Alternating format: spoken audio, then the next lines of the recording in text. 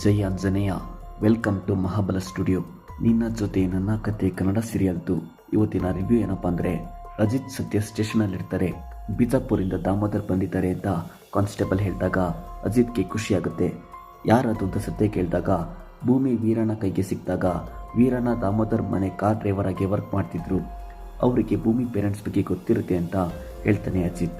ರಿಲೇಟಿವ್ಸ್ನ ಶ್ರೀರಂಗಪಟ್ಟಣಕ್ಕೆ drop ಮಾಡೋಕ್ಕೆ ವೀರಣ್ಣ ಹೋದಾಗ ಬರುವಾಗ ಭೂಮಿ ಸಿಕ್ಕಿದ್ಲು ಅಂತ ದಾಮೋದರ್ ಅಜಿತ್ಗೆ ಹೇಳ್ತಾರೆ. ಹಾಗಿದ್ರೆ ಭೂಮಿ ಸಿಕ್ಕಿರೋದು ಶ್ರೀರಂಗಪಟ್ಟಣದಲ್ಲಿ ಅಂತ ಅಜಿತ್ಗೆ ಒಂದು ಕ್ಲೂ ಸಿಗುತ್ತೆ.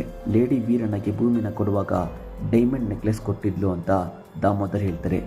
ಹಾಗಿದ್ರೆ ಭೂಮಿ ಮನೆಯವರು ಸಖತ್ ರಿಚ್ ಆಗಿದ್ರು ಅಂತ ಅಜಿತ್ಗೆ ಇನ್ನೊಂದು ಕ್ಲೂ ಸಿಗುತ್ತೆ.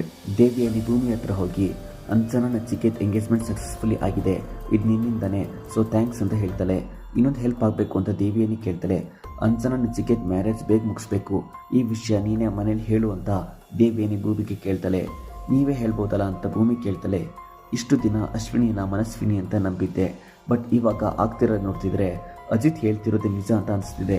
ಅಶ್ವಿನಿ ಮನಸ್ವಿನಿ ಅಂತ ಡ್ರಾಮಾ ಮಾಡ್ತಿದ್ದಾಳೆ ಅನ್ಸುತ್ತೆ. ಅವಳ ಇಂಟೆನ್ಷನ್ ಏನು ಅಂತ ಗೊತ್ತಾಗ್ತಿಲ್ಲ. ಅಂಜನಾ ನಚಿಕೇತ್ ಮ್ಯಾರೇಜ್ಗೆ ಏನಾದರೂ ಪ್ರಾಬ್ಲಮ್ ಆಗೋ ಚಾನ್ಸಸ್ ಇದೆ ಅಂತ ದೇವಿಯಾನಿ ಭೂಮಿ ಹತ್ರ ಹೆಲ್ಪ್ ಕೇಳ್ತಾಳೆ. ಈವ್ನಿಂಗ್ ಎಲ್ಲರೂ ಮನೆಗೆ ಬಂದಾಗ ಎಲ್ರಿಗೂ ಬಜ್ಜಿ ಟೀ ಕೊಟ್ಟು ಅಂಜನಾ ನಚಿಕೇತ್ ಮ್ಯಾರೇಜ್ನ ಬೇಗ ಮುಗಿಸಿ ಅಂತ ಭೂಮಿ ಹೇಳ್ತಾಳೆ.